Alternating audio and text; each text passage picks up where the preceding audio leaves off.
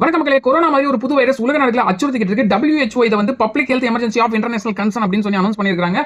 உலக நாடுகள் உங்களுடைய நாட்டில் இருக்கக்கூடிய நிலைமையை பார்த்துக்கோங்க. நிலைமை ரொம்பவும் வீரியமாகிறதுக்கு முன்னாடி கண்ட்ரோல் பண்ணிக்கோங்க. தேவையான ப்ரிகாஷன் முன்னெச்சரிக்கை நடவடிக்கைகளை எடுத்துக்கோங்க. நிலைமை ரொம்ப தீவிரமானதுக்கு அப்புறம் மற்ற நாடுகள் கிட்ட உதவி கேட்டுட்டு இருக்காதீங்க அப்படிங்கிற மாதிரி ஒரு தெளிவான அறிக்கையை WHO அனௌன்ஸ் பண்ணியிருக்காங்க. அமெரிக்கா ஒரு 3 நாடுகளில் இருந்து இந்த வைரஸ் பாதிக்கப்பட்ட 3 நாடுகளில் இருந்து அமெரிக்காக்குள்ள 21 நாளைக்கு இந்த நாட்டை சார்ந்தவர்கள் அமெரிக்காவுக்கு உள்ள வரவே கூடாது அப்படின்னு சொல்லி ரூல்ஸ் போட்டுருக்காங்க. இந்த 3 நாட்டில இருந்து யாருமே வரக்கூடாது. இந்த வைரஸ் தாக்கப்பட்ட 3 நாடுகள் அது என்ன அப்படிங்கறத நான் பின்னாடி வந்து சொல்றேன். சோ இந்த வைரஸோட பேர் வந்து எபோலா வைரஸ். இது வந்து புதுசா உருவான ஒரு வைரஸ் அப்படின்னு நம்ம சொல்ல முடியாது.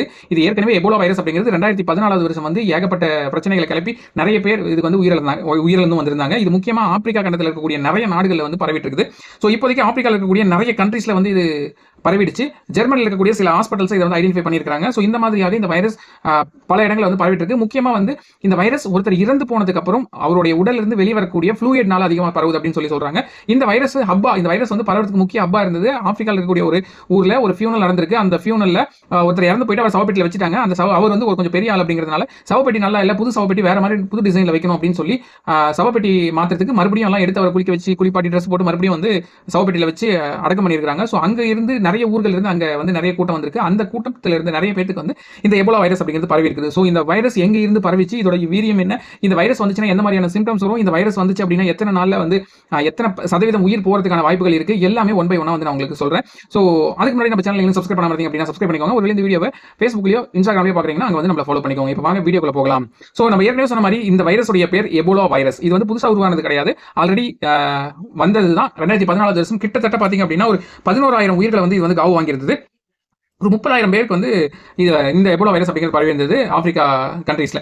ஸோ அப்படி வந்திருந்தாலும் இதுக்கு வந்து மருந்து ஆல்ரெடி வந்து கண்டுபிடிச்சு வச்சிருக்காங்க. ஆனால் இப்போ புதுசாக வந்திருக்கிற இந்த வைரஸ் வந்து எபோலாலேயே வந்து மியூட்டேஷன் அடைஞ்ச ஒரு புது வகையான BVD அப்படின்ற நேம் கொண்ட ஒரு எபோலா வைரஸ். ஸோ நம்ம கொரோனாவும் வந்து பார்த்துருப்போம், நிறைய மியூட்டேஷன் அடைஞ்சு நிறைய வெர்ஷன் ஆஃப் கொரோனா வைரஸ் வந்து வந்துட்டே இருந்தது. நமக்கு எல்லாமே தெரியும், கொரோனாவுடைய ஃபர்ஸ்ட் வேவை விட செகண்ட் வேவ்ல தான் மக்கள் அதிகமான பேர் உயிரிழந்தார்கள். அந்த மாதிரி அடுத்தடுத்த வேவ் வரும்போது புது மியூட்டேஷன் வரும். அந்த மாதிரி இப்போ வந்திருக்கிறது வந்து BVD அப்படிங்கிற ஒரு புது வகையான எபோலா வைரஸ்.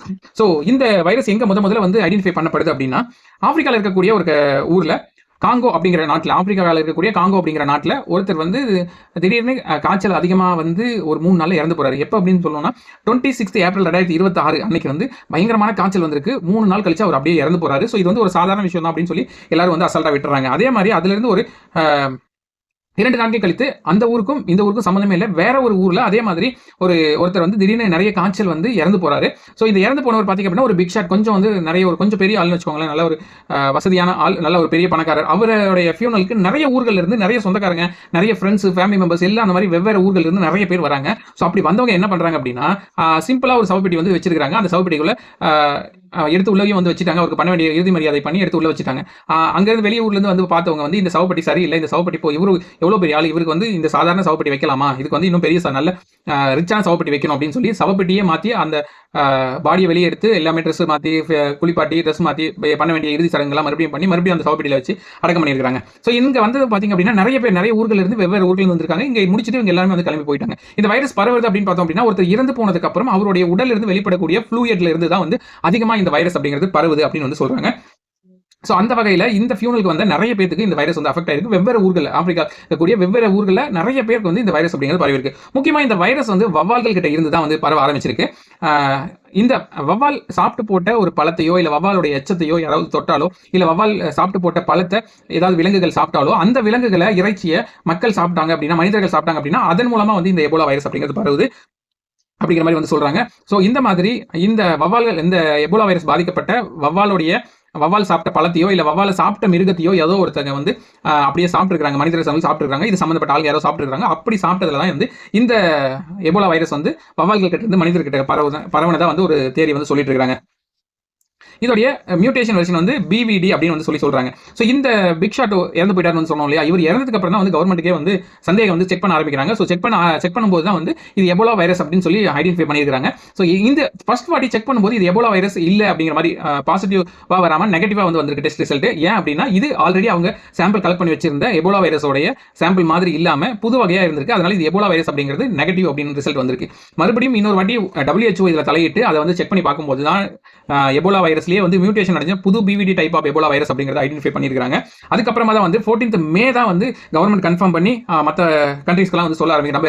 WHO மூலமா எல்லாருக்கும் வந்து சொல்ல வந்து அனௌன்ஸ் பண்ணிருக்காங்க. ஸோ இந்த வைரஸ் ஒருத்தர் வந்து அஃபெக்ட் பண்ணிச்சு அப்படின்னா இதோட டெத் ரேஷியோ அப்படிங்கிறது 25ல இருந்து 40% வந்து இறந்து போறாங்க அப்படிங்கிற மாதிரி வந்து சொல்றாங்க. இதுக்கு முன்னாடி வந்த 2014 வந்த எபோலா வைரஸோட டெத் ரேஷியோ அப்படிங்கிறது ரொம்ப அதிகம். 60ல இருந்து 70% பேர் வந்து இந்த வைரஸ் அஃபெக்ட் பண்ணா வந்து இறந்து போயிருவாங்க. ஸோ அப்பவே வந்து கிட்டத்தட்ட ஒரு 30,000 பேருக்கு இந்த வைரஸ் அஃபெக்ட் பண்ணியிருந்தது. 11,000க்கும் அதிகமான மக்கள் வந்து இதனால வந்து இறந்து போயிருந்தாங்க. அதே மாதிரி வந்து பாத்தீங்க அப்படின்னா WHO இதை வந்து public health emergency of international concern அப்படின்னு சொல்லி அனௌன்ஸ் பண்ணிட்டாங்க. அமெரிக்காவில் டாக்டர்ஸ் சில பேருக்கு வந்து இந்த எபோலா வைரஸ் வந்து அஃபெக்ட் ஆயிருக்கு. இவங்க வந்து ஆப்பிரிக்காவில் இருக்கக்கூடிய சர்ச் மெம்பராகவும் இருக்கிறாங்க, அதே மாதிரி டாக்டர்ஸாகவும் இருக்கிறாங்க. ஒரு 5 பேருக்கு வந்து இந்த மாதிரி டெத் வந்ததுனால அந்த டெத்தில் வந்து போயிட்டு இவங்க கலந்துக்கிட்டு அங்கே இருக்கக்கூடியவங்களுக்கு இவங்க சர்ச் மெம்பராக இருக்கிறதுனால அங்கே இருக்கக்கூடிய ஆறுதலும் பண்ணிக்கிட்டு அவங்களுக்கு ட்ரீட்மெண்ட் பண்ணிட்டு இருக்காங்க. ஸோ அப்படி இருக்கும்போது அந்த 5 பேருக்கும் வந்து இந்த எபோலா வைரஸ் அப்படிங்கிறது பரவி இருக்குது. இவங்களை வந்து ஜெர்மனியில் அங்கிருந்து வந்து ஜெர்மனிக்கு ஃப்ளை பண்ணுறாங்க. ஜெர்மனிக்கு கூட்டிட்டு போறாங்க ஃப்ளைட் மூலமா. ஜெர்மனிக்கு போய் அவங்களுக்கு வந்து ட்ரீட்மெண்ட் பார்த்துட்டு இருக்காங்க. அவங்க வந்து குவாரண்டைன் பண்ணி ட்ரீட்மெண்ட் அப்படிங்கிறது பார்த்துட்டு இருக்காங்க. ஸோ இப்போ வந்து பார்த்தீங்க அப்படின்னா 18th மே யூஎஸ் கவர்மெண்ட் வந்து என்ன சொல்லியிருக்காங்க அப்படின்னா இந்த மாதிரி உகாண்டா, காங்கோ, சவுத் சூடான் இந்த நாடுகள் எல்லாம் தான் வந்து ரொம்ப அதிகமாக இந்த எபோலா வைரஸ் அப்படிங்கிறது பரவி இருக்கு. ஸோ இந்த கண்ட்ரீஸ்ல இருக்கக்கூடிய மக்கள் யாரும் 21 டேஸ்க்கு யூஎஸ்குள்ள வரவே கூடாது அப்படின்னு ஸ்ட்ரிக்டா வந்து ரூல்ஸ் போட்டிருக்காங்க. ஸோ 18th மே அன்னைக்கு இந்த ரூல்ஸ் வந்து போடுறாங்க. 19th மே அன்னைக்கு மே படி இதோடைய கேஸ் அப்படின்னு பார்த்தோம்னா 136 டெத் அப்படிங்கிறது இது வரைக்கும் நடந்திருக்கு. 514 பேர் வந்து அஃபெக்ட் ஆயிருக்காங்க. இதுல ஒன் டேல கிட்டத்தட்ட 2-3 நாட்கள் வந்து பாத்தீங்கன்னா 256 அப்படின்ற இந்த கேஸ் அப்படியே 300, 400, 500 போய் 500 தாண்டி நிக்குது. ஸோ இந்த 3 நாள்ல இந்த பயங்கரமான கேஸ் டபுள் அப்படிங்கிறதுனால தான் வந்து இங்க நிறைய பேர் வந்து பயப்படுறாங்க. ஸோ இந்த கேஸ் வந்தது அப்படின்னா, இந்த வைரஸ் வந்துச்சு அப்படின்னா இதோடைய சிம்டம்ஸ் எப்படி இருக்கும் அப்படின்னு பாத்தீங்கன்னா வெரி ஹை ஃபீவர், நார்மலான ஃபீவர், வெரி ஹையான ஃபீவர் இருக்கும். அதே மாதிரி உடல்ல அங்கங்க இருந்து பிளட் கசியும் அப்படிங்கிற மாதிரி வந்து சொல்றாங்க. ஸோ இந்த மாதிரி எல்லாம் இருக்குது. ஆனா இதுல அதிகமான டெத் ரேஷியோ வரதுக்கான காரணம் என்னன்னு பாத்தீங்கன்னா இந்த வைரஸ் அஃபெக்ட் பண்ணியிருந்தாலும் ஸோ மக்களுக்கு காய்ச்சல் வருது. காய்ச்சல் வரும்போது அவங்க அசால்ட்டா விட்டுறாங்க. இது ஒரு சாதாரண டெங்கு காய்ச்சல் அந்த மாதிரி நினைச்சிட்டு சாதாரணமா விட்டுறாங்க. இதுக்கான ட்ரீட்மெண்ட் வந்து எடுக்க மாட்டேங்கிறாங்க. ஆனா இதுக்கான ட்ரீட்மெண்ட் இன்னும் கிடையாது. இதுக்கான தடுப்பு மருந்தும் வேக்சினும் இதுக்காக கண்டுபிடிக்கப்படல அப்படின்னு WHO வந்து சொல்லிட்டாங்க. ஆனாலும் இது ஏற்கனவே வந்து 2014 அந்த எபோலா வைரஸ்க்கு தடுப்பூசி வைரஸ் எல்லாமே இருக்கு. ஸோ அட்லீஸ்ட் அந்த ட்ரீட்மெண்ட் எடுத்தாங்க அப்படின்னா இவங்க உயிர் போகாம உயிரை வந்து காப்பாற்றிக்க முடியும். அதையுமே வந்து மக்கள் பண்ண மாட்டேங்கிறாங்க. இதுல வந்து அசால்ட்டா விடுறது தான் வந்து இதுல உயிரிழப்புக்கான காரணம் அப்படின்னு சொல்றாங்க. ஸோ இதுல டெத் ரேஷியோ அப்படிங்கிறது 25ல இருந்து 40% அப்படின்னு இருக்கிறதுனால கிட்டத்தட்ட 25ல இருந்து 40 100 பேருக்கு பாதிக்கப்பட்டது அப்படின்னா ஒரு 25ல இருந்து 40க்குள்ள இறந்து போறாங்க. மற்றவங்க நிறைய இடங்களுக்கு போய் இன்னும் நிறைய பேருக்கு பரவி விட்டுறதுக்கான வாய்ப்புகள் இருக்கு. அதனால தான் இதோடைய ஸ்ப்ரெட்டிங் ரேஷியோ அப்படிங்கிறது ரொம்ப அதிகமா இருக்கு அப்படிங்கிற மாதிரி சொல்றாங்க. ஸோ இது வந்து 2014 வந்து எபோலா வைரஸ் வந்து பாத்தீங்க அப்படின்னா டெத் ரேஷியோ 60ல இருந்து 70% இருந்தது. அப்போ வந்து வைரஸ் வந்துச்சுன்னா மேக்ஸிமம் எல்லாம் இறந்து போயிருவாங்க. அதனால வந்து பரவறதுக்கான ரேஷியோ அப்படிங்கிறது கம்மி. இப்போ 25 to 40 அப்படிங்கிறது பரவறதுக்கான ரேஷியோ, இறந்து போறதுக்கான சதவீதம் கம்மி அப்படிங்கிறதுனால இவங்க நிறைய இடங்களுக்கு போய் நிறைய பேருக்கு பரப்பி விட்டுறாங்க அப்படிங்கிற மாதிரி தான் சொல்றாங்க. ஸோ இது ஒரே ஒரு நல்ல விஷயம் என்ன அப்படின்னு பாத்தீங்கன்னா கொரோனா வைரஸ் மாதிரி இது வந்து காத்துல பரவக்கூடிய வைரஸ் கிடையாது. ஒருத்தரை தொடர்றது மூலம் அந்த வைரஸ் வந்தவங்களை தொடர்றது மூலமாவோ அவங்க பயன்படுத்தின பொருட்களை பயன்படுத்துறது மூலமாகவோ தான் வந்து இந்த வைரஸ் மற்றவங்களுக்கு வந்து அஃபெக்ட் ஆகுது. ஆனா இதுவும் வந்து ஒரு பரவக்கூடிய ஒருத்தர் கிட்ட இருந்து இன்னொருத்தர் பரவக்கூடிய நோய் தான். மற்றும் விலங்குகள் கிட்ட இருந்தும் வந்து மனிதர்களுக்கு வந்து பரவும் இந்த நோய் அப்படின்ற மாதிரி சொல்லிட்டு இருக்காங்க இந்த வைரஸ். ஸோ ஓவராலா இதான் இன்னைக்கு நடந்திருக்கக்கூடிய மிகப்பெரிய ஒரு விஷயம். ஸோ இந்த வைரஸ் இப்போதைக்கு இந்தியாவில் யாருக்கும் ஐடென்டிஃபை பண்ணப்படல. இந்தியாவுக்கு இது வரைக்கும் இந்த வைரஸ் வரல அப்படின்னு வந்து சொல்றாங்க. முக்கியமா சவுத் ஆப்பிரிக்காவில் இருக்கக்கூடிய நிறைய கண்ட்ரீஸ்ல இது வந்து பரவிருச்சு. அதே மாதிரி ஜெர்மனில சில ஹாஸ்பிட்டல் இது வந்து ஐடென்டிஃபை பண்ணிருக்காங்க. அமெரிக்காவில் இருக்கக்கூடிய டாக்டர்ஸ் சில பேருக்கு வந்தாலும் அமெரிக்காக்குள்ள அவங்க கொண்டு வரக்கூடாது, வேற கண்ட்ரில வச்சு ட்ரீட்மெண்ட் பார்த்து அவங்க கம்ப்ளீட்டா கியூர் ஆனதுக்கு அப்புறம் அமெரிக்காக்குள்ள அலோவ் பண்ணணும் அப்படிங்கிற மாதிரி அமெரிக்கா பயங்கரமான ஸ்ட்ரிக்டான ரூல்ஸ் எல்லாம் போட்டுருக்காங்க. ஸோ கொரோனா வைரஸ் டைம்ல நடந்த மாதிரி இருக்கு இல்லையா? ஸோ அந்த மாதிரி தான் நடந்துட்டு இருக்கு. ஸோ இப்போதைக்கு இந்தியாக்குள்ள இந்த வைரஸ் இல்லை அப்படிங்கிறது நமக்கு ஒரு பெரிய ஆறுதலான ஒரு விஷயம். அதே மாதிரி இது காத்துல பரவக்கூடிய ஒரு வைரஸ் இல்லை அப்படிங்கிறது ஒரு பெரிய ஆறுதலான விஷயம். ஸோ நீங்க என்ன நினைக்கிறீங்க இந்த வைரஸ் பத்தி? இந்த வைரஸ் இந்தியாவுக்கு வரதுக்கான வாய்ப்புகள் இருக்கா? இந்த வைரஸ்னால நிறைய பேர் இறந்து போயிட்டு இருக்காங்க. இந்த வைரஸ் கொரோனா மாதிரி ஒரு பெரிய வைரஸ் தொற்றா வந்துடக்கூடாது அப்படிங்கிறது நம்மள எல்லாத்தோட வேண்டுதல். ஸோ நீங்க என்ன நினைக்கிறீங்க இந்த வைரஸ் பத்தி அப்படிங்கிறத மறக்காம கமெண்ட்ல சொல்லுங்க. வேர்ல்டு லெவலில் நடந்துட்டு இருக்கிற பல விஷயங்களை நம்ம சேனலில் நீங்க பார்க்கணும் அப்படின்னா நம்ம சேனலை சப்ஸ்கிரைப் பண்ணிக்கோங்க. நம்மளுடைய Facebook மற்றும் Instagramல ஃபாலோ பண்ணிக்கோங்க. நாளைக்கு இன்னொரு அட்டகாசமான கண்டென்ட்ல உங்களை வந்து பார்க்குறேன். இந்த வீடியோ பத்தின உங்களுடைய கருத்துக்கள் என்ன அப்படிங்கிறத மறக்காம கமெண்ட்ல சொல்லுங்க. நீங்க கொடுக்கக்கூடிய ஒவ்வொரு லைக், கமெண்ட், ஷேர் தான் எங்களுக்கு மிகப்பெரிய இன்ஃபர்மேஷன். அடுத்தடுத்து வீடியோ பண்றதுக்கு எங்களுக்கு அதுதான் வந்து ஒரு மோட்டிவேஷன் அமையும். டாடா, பாய்.